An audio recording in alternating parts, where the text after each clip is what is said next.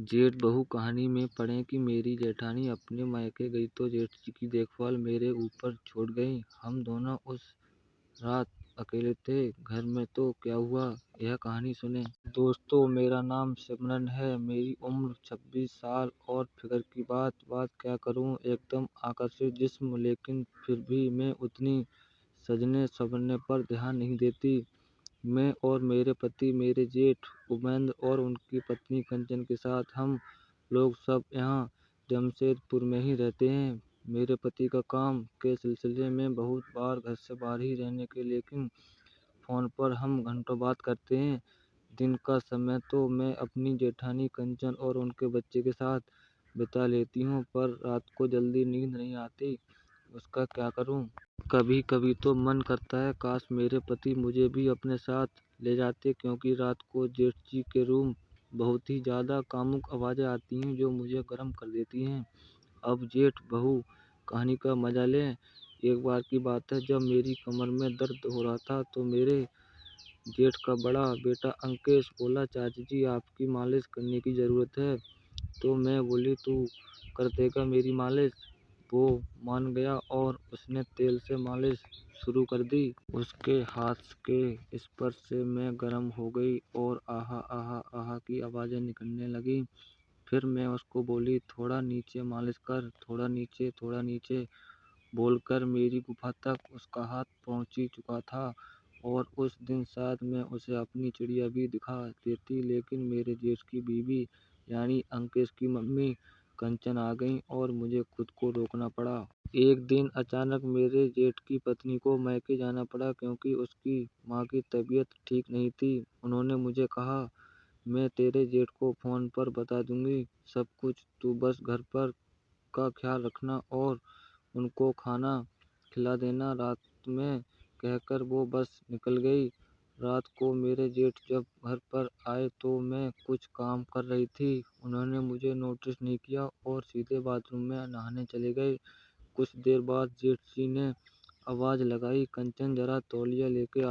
तब मैं समझ गई जेठ जी को शायद पता नहीं चला कि उनकी पत्नी कंचन मायके गई हैं। तो मैं खुद फटाफट उनका तौलिया लेकर पहुंच गई और मैंने जैसे ही दरवाज़ा खटखटाया, जेठ जी ने अचानक मुझे अपनी बीवी समझकर हाथ अंदर खींचा और मुझे पीछे से पकड़ लिया और मेरे बुस्स दबाने लगे। उभर सवर से पानी गिर रहा था। मैं उनका हाथ छुड़ाने की कोशिश करने लगी, पर उन्होंने कस के अपनी ओर खींचा तो मैं शावर के पानी से पूरी गीली हो गई। मुझे बहुत शर्म भी आ रही थी।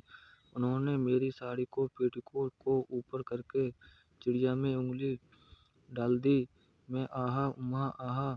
उन्होंने जैसे ही मेरी आवाज़ सुनी तुरंत मुझे अपनी तरफ घुमाया और मेरा चेहरा देखा।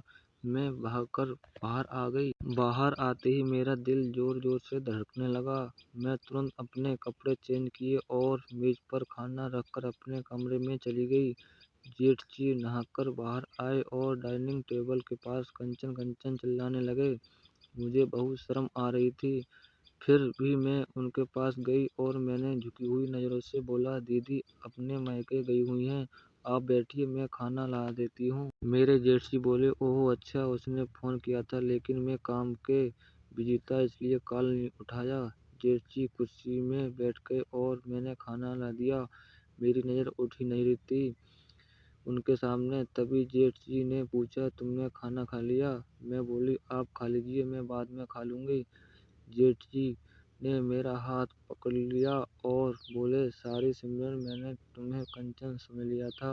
मैंने कहा, कोई बात नहीं जेठ जी, मैं समझ चुकी हूँ कि वो सब गलती से हुआ है। तो वे बोले, अगर तुमने मुझे माफ़ कर दिया तो साथ में बैठकर खाना खाओ। मैंने कहा, ठीक है। फिर हम दोनों ने साथ में बैठकर खाना खाया और बहुत सारी इधर उधर की बातें की।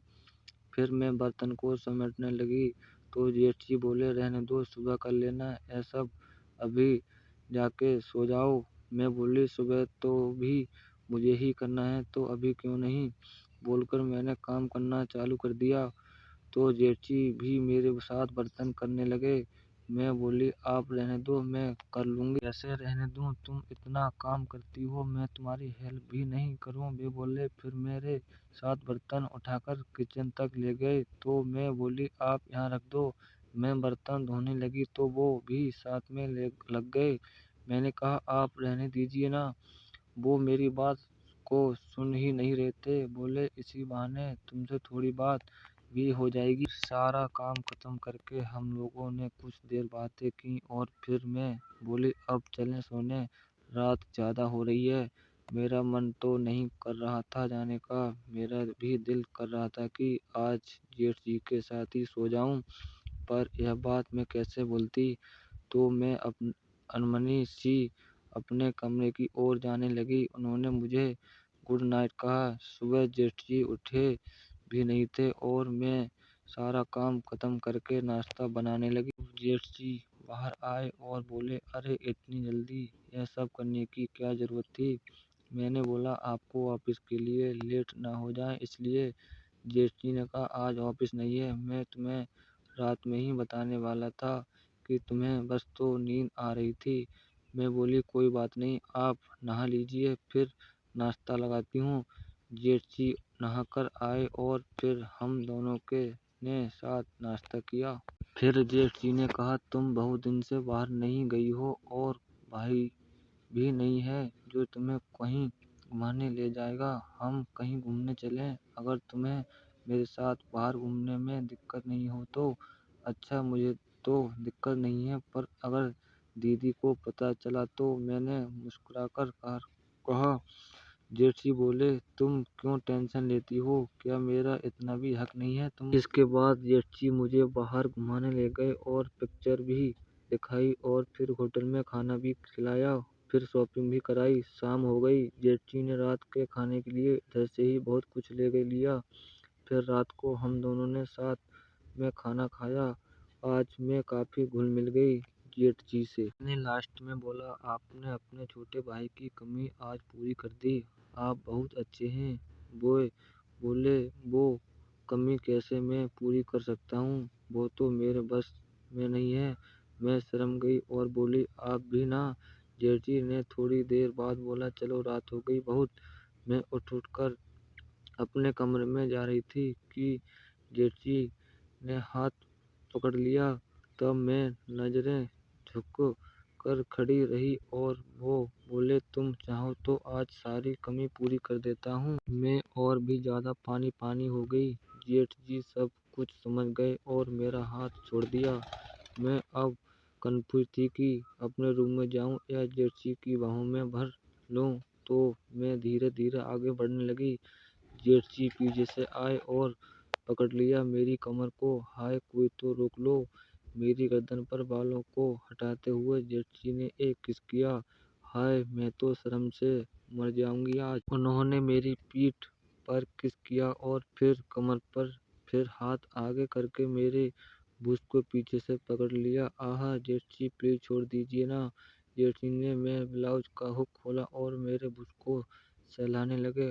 आहा ऊहा आहा। फिर जेठ जी ने मुझे अपनी तरफ घुमाया, मेरे चेहरे को ऊपर किया और होठों पर उंगली फिरते हुए गर्दन को पकड़कर मेरे होठों पर अपने होठ रख दिए। वे मेरे निचले होठ को अपने मुंह से चूसने लगे।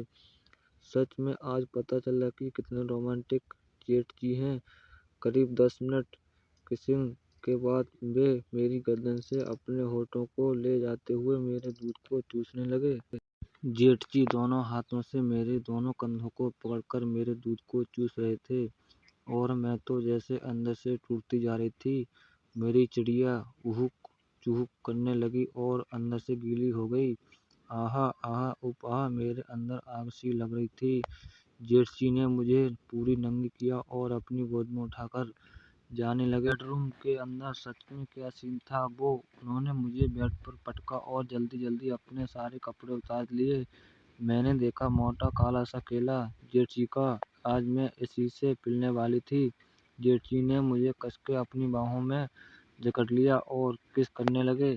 फिर मुझे बिठाया और अपना केला मेरे सामने रख दिया। मैं सोच रही थी कि क्या करूं इसका। मैं बस आंखें फाड़ कर देख रही थी। फिर मैंने उसे अपने हाथों में पकड़ा। जेठ जी ने बोला, डार्लिंग, इसे मुंह में ले लो। अभी तक तो मैंने अपने पति का भी केला मुंह में नहीं लिया था। मैं सोच रही थी कि जेठ जी ने मुंह को पकड़कर केला अंदर डाल दिया। जेठ जी मेरे बालों को पकड़कर मुंह में केला अंदर बाहर करने लगे। मेरे गले में गहराई तक केला जा रहा था और मेरे मुंह लार सी निकलने लगी।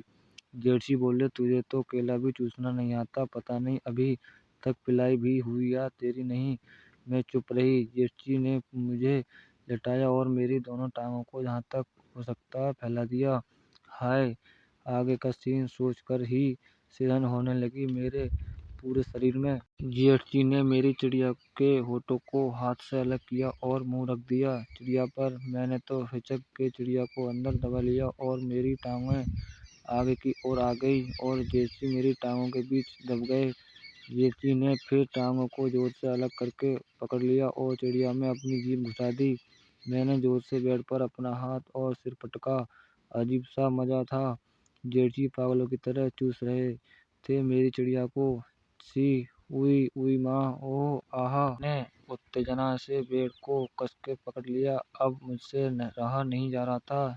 जेठ जी को पता नहीं क्या मजा आ रहा था। मेरी चिड़िया से मुंह हटा ही नहीं रहे थे। बहुत देर हो गई। मुझे लगा अब मर जाऊंगी मैं। जल्दी पेल दीजिए। ओह आहा आहा। जेठ जी मेरी चिड़िया को चाटते जा रहे थे और मैं मछली की तरह छटपटा रही थी। उन्हें मुझ पर जरा भी दया नहीं आ रही थी और वैसे भी दूसरे की बीवी पर कौन दया करता है। मुझसे रहा नहीं गया। बहन पेल दे अब, मैंने कहा। जेठ जी मुझसे अलग हो गए और अपने केला को मेरे चिड़िया पर अच्छे से टिकाया और फचाक से अंदर पेल दिया। ओहो माँ। जेठ जी ने फिर केला बाहर निकाला और फिर अंदर धकेला और केला पूरा मेरे अंदर जहाँ तक घुस सकता घुसा दिया। मेरी तो बिल्कुल सांस रुक गई। अब जेठ जी कभी अंदर करते हैं कभी बाहर। इतनी जोर से धक्के मार रहे थे कि मेरी गुफा पूरी अंदर पेड़ में धंस जाती और मैं हर धक्के में जोर से सिसकार उठी। ओह माँ, उई आहे ओए, आहे ओए। मुझे कुछ बोलने की जरूरत नहीं पड़ती, मेरी तो ऐसी हालत खराब थी। मैंने सिर्फ बोला था, तेज पेलो ना प्लीज। जेठ जी ने केला को बाहर निकाल लिया। मैं सोचने लगी, ए बाबा अब क्या हुआ, लेकिन कुछ और होने वाला था। जेठ जी ने मेरे दोनों पैर अपनी कमर पर फंसाकर रखे, चिड़िया में केला को घुसा। फिर उन्होंने मुझे इस पोजीशन में अपने गोद में उठा लिया और फिर लगे पचाक पचाक पेला मुझे ऊपर की ओर उछाल उछाल कर। मेरे दोनों दूध हवा में उछलने लगे। मैंने अपने दोनों हाथ उनके कंधे पर रखे हुए थे और उनका केला मेरे चिड़िया की दीवारों पर रगड़ खाते हुए अंदर बाहर हो रहा था। आहा आहा आहा आहा आहा। उसके काफी देर बाद उन्होंने मेरी चिड़िया में अपना रस बरसा दिया और मुझे दबोचकर बिस्तर पर लेट गए। कुछ ही देर में हम सो गए। मेरे प्यारे पाठकों, आपको कैसी लगी मेरी यह जेठ बहू की कहानी।